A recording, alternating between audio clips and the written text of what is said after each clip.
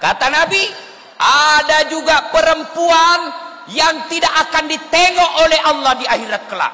Tidak bakal dipandang oleh Allah kelak. Dia rajin sholat, dia rajin puasa Senin Kamis, dia selalu tahajud, dia selalu tadarus. Kenapa dia tidak ditengok oleh Allah? Allah tidak mau melihat dia. Apa sebabnya? Karena dia tidak taat dan tidak tahu mensyukuri penghasilan suaminya. Hati-hati. Ada 4 perempuan yang menjadi bahan bakar api neraka, kata Nabi. Dia bakal dibakar di neraka, kata Nabi. Siapa dari 4 itu? 1, istri yang kasar berbicara kepada suaminya. Marah boleh, kecewa sama suami boleh, marah sama suami maki-maki sama suami. Siapa bilang boleh? Tidak marah. Tidak kusangka kau bang, kok bisa kau hianati saya? Kurang apa saya bang? 9 anakmu kulahirkan gratis. Ibumu kuurus, saudara-saudaramu saya muliakan. Masa kau pergi cari perempuan lain? Tidak kusangka kau begitu bang. Boleh ibu marah seperti itu, boleh. Yang tidak boleh maki-maki suami. Kurang ngajar, kamu memang goblok, jelek, dongok, sama aja bapakmu, beleng-beleng kamu itu. Sudah aku tahu. Hei, bu, ibu bakal menjadi bahan bakar api neraka kalau suka maki-maki suami. Suami saya Ustaz tidak sholat, urusannya dia. Suami saya selingkuh Ustaz, dia yang tanggung dosanya. Itulah bedanya lelaki dengan perempuan. Kalau kami laki-laki, kami tanggung dosanya istri. Istri tidak tanggung dosa suami. Maksudnya apa? Tenang ibu, saya bela kau malam ini, hari ini. Hei, suaminya ketua majelis ulama, suaminya imam masjid, suaminya pendakwah, suaminya hafal Al-Quran, tapi istrinya tidak pakai jilbab. Istrinya tidak sholat, istrinya tidak puasa Ramadan, istrinya tukang gosip. Ku ampusakum wa ahlikum nar, kata Allah. Pak Ustadz, kau temani istrimu itu masuk neraka, kau gagal didik istrimu. Itu enaknya jadi perempuan. Bu, ibu nanti di akhirat, sebelum diperiksa puasa, sebelum diperiksa salat, diperiksa dosa-dosanya, ada 4 lelaki yang harus ditanya untuk tanggung jawabnya ibu. Bertanggung jawab kepada ibu. Sebelum ibu diperiksa amal-amalnya, diperiksa dosa-dosanya, ada 4 orang yang harus tanggung jawab kepada Allah, kepada ibu, soal ibu. Siapa? Bapak. 2, suami. 3, anak laki-laki. 4, saudara laki-laki. Ibu ditanggung oleh 4 ini. Maka ibu, sebaliknya, ibu bagus puasanya, sholatnya baik, akhlak sama tetangga baik, Senin Kamis lancar, tadarusnya siap saat. Suaminya tukang selingkuh, suaminya tukang judi, suaminya koruptor, suaminya penipu. Demi Allah, Nabi mengatakan, bu, tidak ada urusan dengan suamimu. Bu, di sini bu, karena agamamu baik, suamimu bajingan, tidak ada urusan dengan suamimu bu. Nabi jelaskan, tadkhulul jannati bisalam. Silakan ibu pilih surga mana yang ibu mau masuki.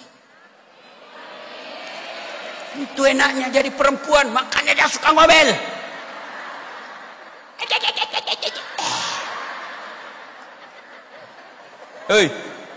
Hei, mau dirindukan surga? Mau dirindukan surga? Taati perintah suami. Selama perintah itu tidak bertentangan agama. Kalau suami kata, bu, kamu ini malas betul sholat awal waktu, sholat asar tapi sudah dekat maghrib, apa yang kau bawa mati bu? Ibu taati itu. Dia tidak sholat Ustaz, tidak ada urusan. Maka ibu, mulai besok taati suami. Bagaimana istri yang soleha Ustaz? Mau tahu rumus istri yang soleha? Ini oleh-olehnya. Jadilah wanita rena. Apa itu rena Ustaz? R-E-N-A-H. Apa itu? ramah. Istri yang soleha ramah kepada istrinya. Suaminya, Assalamualaikum kakandaku Arjunaku. Gagah betul bang hari ini. Jangan kasar bicara sama suami. Bu boleh marah tapi tidak boleh kasar. Bang, tidak kusangka kau begini bang. Kembalikan sama ibu saya. Boleh, bu marah begitu boleh. Jangan marah datang suami. Memang kau goblok. Jelek. Dia bilang suaminya, kau tahu jelek kenapa kau mau kawin sama saya? Apa jawaban ibu? Ya. Datang suami, ibu bicara yang lembut. Kalau perlu sambut dengan lagu. Suami duduk di tempat duduknya, ibu peluk sambil menyanyi. Bila kamu di sisiku, hati rasa syahdu. Iya ibu.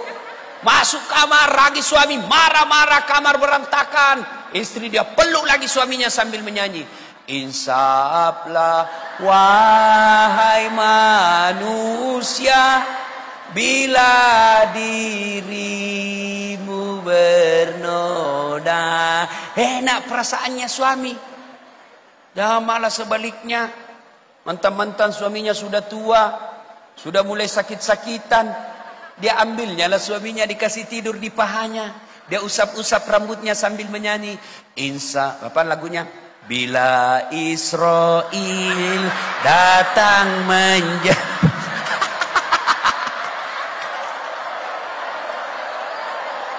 Bu, ya, tutur kata yang lembut, ya.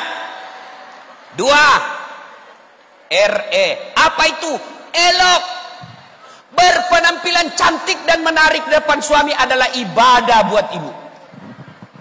Bahkan Nabi menjelaskan, wanita yang berdandan, berhias sebelum tidur bersama dengan suaminya, maka sepanjang malam malaikat berdoa, ya Allah, ampuni dosa-dosa perempuan ini, rahmati hidupnya karena dia berdandan untuk menyenangkan hati suaminya. Nah, coba ibu amalkan ini sebentar malam. Maka kalau ibu sudah mau tidur sama suami, kalau perlu pakai baju renang.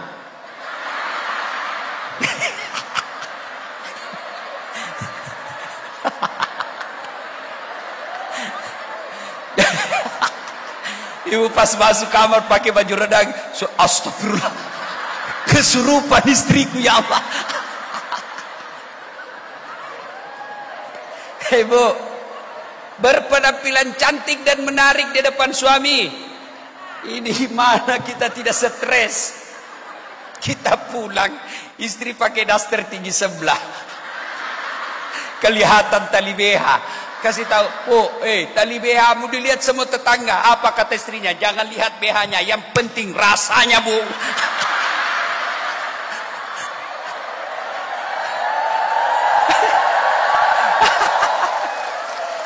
Kita di jalan nampak cewek-cewek cantik, di televisi cewek-cewek artis cantik.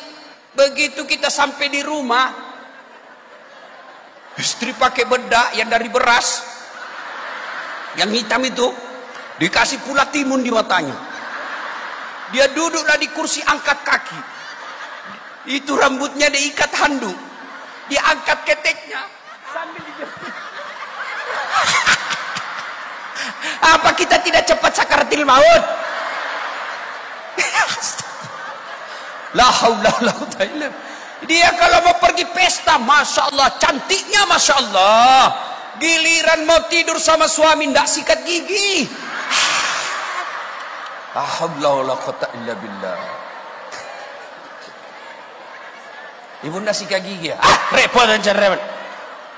Lupa bahwa ibu pakai Rexona. Banyak cerita. Bu. Mau dirindukan surga? Sebentar malam dandan.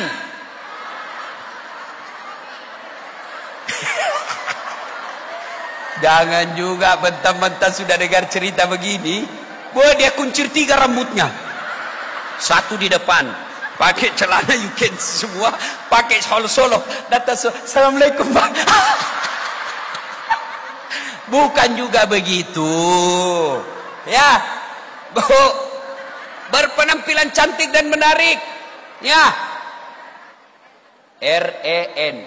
Apa itu? Nikmat. Istri yang soleha pandai memasak masakan kesenangan suami. Sekarang perempuan lebih hobi pelihara kuku daripada belajar masak. Sekarang ibu-ibu malas masak, ngomel rajin, curi duitnya suaminya. Bang, duit apa ini bang? Apalagi tuh? Ini yang kau ikat-ikat di bawah bangku. Duit apa ini bang? Duit sial. Kok bisa? Setengah mati saya sembunyi kau dapat juga. Ini kelakuan ibu-ibu ini. Jangan ketawa, saya serius. Bu, belajar masak.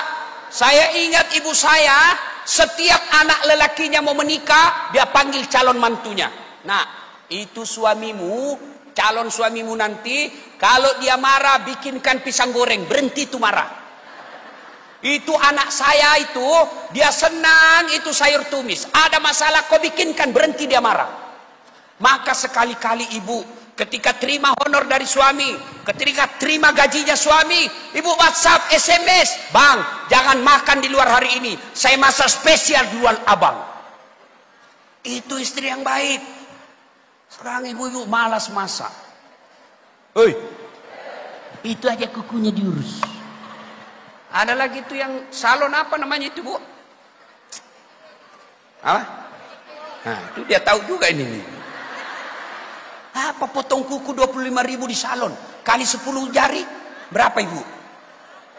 250. Ngapain 250.000 potong kuku?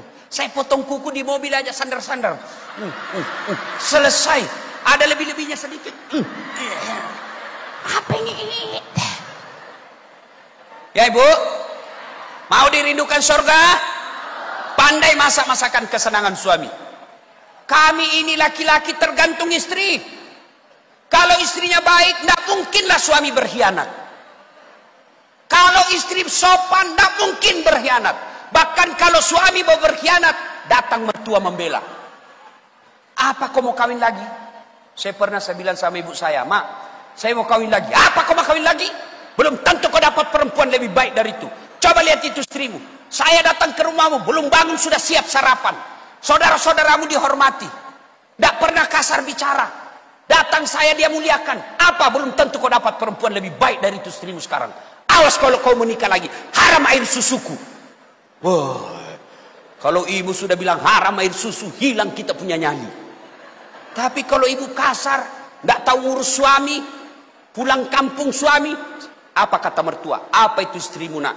Saya sekolahkan kau tinggi-tinggi supaya dihargai orang. Ternyata suamimu, istrimu aja tidak hargai kamu. Saya datang ke rumahmu tidak pernah bagus-bagus mukanya. Saya baru duduk dia bilang kapan pulang mak? Datang saudaramu bengkok aja mukanya. Apa itu istrimu? Sudah kau kawin lagi. Makanya ibu, kami ini laki-laki tergantung istri. Bagaimana kita mau tenang di rumah? Baru muncul. Semua HP diperiksa. Bagaimana kita tidak serangan jantung? Baru tiba, coba lihat HP-mu. Terpaksa dibohongi. Ada kawan saya bu, masih SD dulu, cinta-cinta monyet di kampung. Setelah dilihat ceramah saya viral-viral, wih, dia selalu mau telepon saya. Saya mau blokir. Gak enak nanti dibilang saya sombong. Saya mau angkat. Takut tersinggung istri saya, mamanya cek. Terpaksa apa? Kusimpan namanya penjual batu bata. Tiba-tiba menelpon, saya lagi duduk, bunyi telepon, dia bilang istri saya, Ustaz, penjual batu bata. Mati kita. Jangan angkat sayang, jangan angkat. Tagihan. Oh ini tagihan, iya jangan angkat. Oh selamat saya. Beberapa hari berlalu saya pulang ceramah, haus. Saya bikinlah teh. Begitu saya tes, kenapa asin? Saya lihat toples. Tulisannya gula, isinya garam. Gula tapi garam istrinya. Saya protes sama istri saya. Mbak sayang, kenapa ini kau tulis gula isinya garam? Dia bilang, Ustadz juga HP-nya, lain ditulis lain isinya.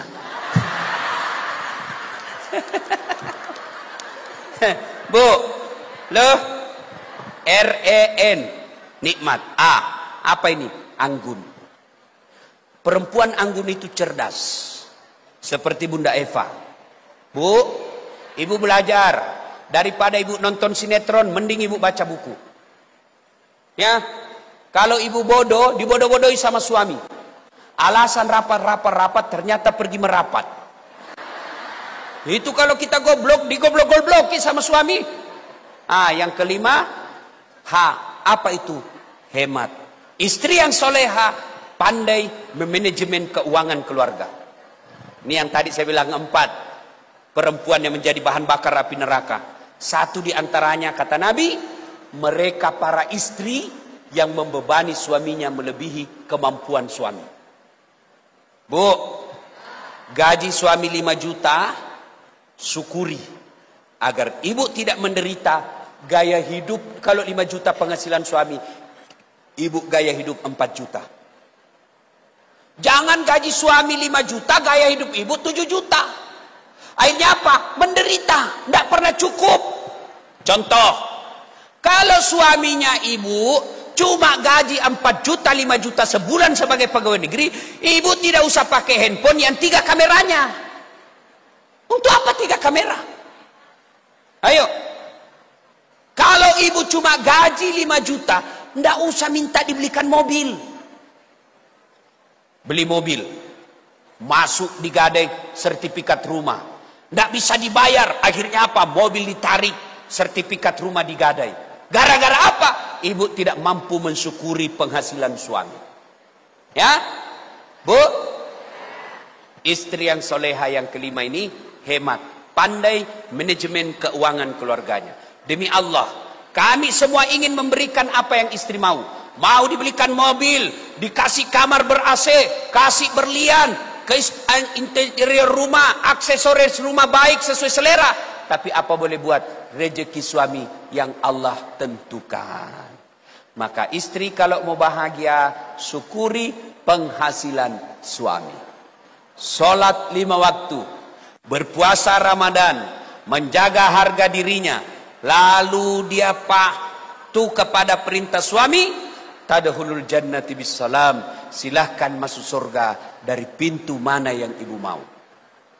4 ini susah ibu? Susah? Sangat gampang. Amalkan, insya Allah ibu dirindukan oleh surga. Tapi kalau pulang pengajian ini tidak ada yang diamalkan, tidak ada guna. Kasihan ibu Eva ngumpulkan ibu. Enak kan pengajian hari ini, dapat ceramah dari ustadz yang ibu selama ini cuma lihat di WhatsApp, yang ibu hanya lihat di Instagram, cuma lihat di Facebook. Hari ini bisa ketemu langsung. Iya kan? Meskipun tadi ada juga yang mencela saya. Saya lewat, ada ibu-ibu yang berkata, kecil aja orangnya. Ya memang saya kecil. Dia bilang kalau di televisi besarnya, ternyata kecil orangnya. Daulah saya naik, ada lagi ibu-ibu yang tidak enak didengar. Apa dia bilang? Itu juga bajunya yang di YouTube. Astagfirullah. Ini penyakitnya ibu-ibu nih, tukang gosip. Bu, satu penyakit ibu-ibu yang menghabisi amal kebaikannya, kata Nabi, al-istighalu biuyubil khalq. Suka cerita kejelekan orang, dia lupa kejelekan dirinya sendiri. Ini penyakitnya ibu-ibu. Datang pengajian gini masih gosip itu. Nggak ngomong tapi mulutnya dong. Orang mulai duduk, dilihat dari masuk pintu. Apa? Ini semua ini nih. Apa? Gelangnya palsu. Orang pakai gelang, dia yang sibuk. Lipstiknya palsu. Kok kenapa kau tahu? Melengket di giginya. Ini yang kasih habis amalnya. Hei. Ini kelakuannya ibu-ibu nih ya. Ya. Selesai pengajian begini jangan ibu. Maka kalau ibu yang berhasil pengajiannya sudah 11 tahun seperti ini sampai 13 tahun pengajian, yang berhasil itu gosipnya makin hilang. Lihat enggak sinetron semalam? Jahat betul suaminya. Iya, tapi seperti itu. Iya. Nah, ini namanya suka ikut campur. Kalau ibu-ibu yang suka ikut campur, nanti takdirnya seperti toge. Tahu toge? Tahu toge, Bu? Coba lihat toge. Selalu ikut campur kan? Bikin soto Banjar ada. Pecel? Gado-gado? Ikan dong? Nah, karena dia selalu ikut campur, makanya Allah takdirkan toge tidak ada yang lurus. Semua bengkok. Maka kalau ada majelis rahmat hidayat, selalu gosip, teriaki saja. Woi, toge ini